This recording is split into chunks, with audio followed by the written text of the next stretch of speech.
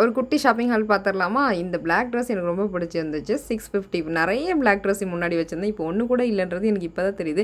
எல்லாருக்கும் பிடிச்ச கலர்னு ஒன்று இருக்குல்ல. ஆனால் எனக்கு பிடிக்காத கலர்னா அது ஆரஞ்சு தான். பட் காட்டன் மெட்டீரியல் சூப்பராக இருக்கேன்னு போட்டு பார்த்தேன். ஆஸ் யூஷுவல் என் மண்டையில் வந்துட்டு அது ஓகே நல்லா இல்லை அப்படின்னே பதிஞ்சிருச்சு.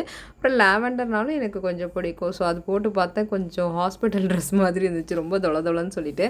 ஸோ இப்போ போட்டு பார்த்துருக்கேன். இந்த ப்ளூவில் வந்து நான் ஒரு பேஸ்டல் கலரில் ஒன்று எடுத்து வச்சுருந்தேன். ஸோ அதை பார்த்து தான் எனக்கு ஃபஸ்ட்டு நான் வந்துட்டு இந்த ட்ரெஸ்ஸை சூஸ் பண்ணேன். ஆனால் அதில் எக்ஸல் தான் இருக்குதுன்னு சொன்னாங்க. என்னோடய சைஸ் இல்லை, எனக்கு அது ரொம்ப லூஸாகவும் இருக்கும் அப்படின்னு சொல்லிட்டு சரி ட்ரை பண்ணி பார்க்கலான்னு ப்ளூ எடுத்துகிட்டு வந்தேன். ஐ எம் நாட் சாட்டிஸ்ஃபைடு, என் ஃபேஸ்லேயே உங்களுக்கு தெரியும். ஆனால் வந்துட்டு இந்த கலரை பார்த்தோன்னே எனக்கு ரொம்ப சாட்டிஸ்ஃபைடாக ஹாப்பியாக இருந்துச்சு.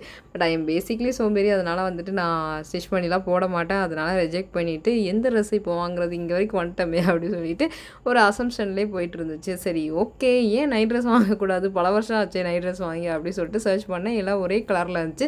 சரி ஆப்போசிட் கலர் காம்போவில் பார்க்கலாம் அப்படி சொல்லிட்டு இந்த மாதிரி ட்ரெஸ் வாங்கிக்கிட்டேன். இது ரொம்ப சூப்பராக இருந்துச்சு. அப்புறம் நான் ட்ரெஸ் வாங்கின ஷாப் வந்து கிராஸ்ப்.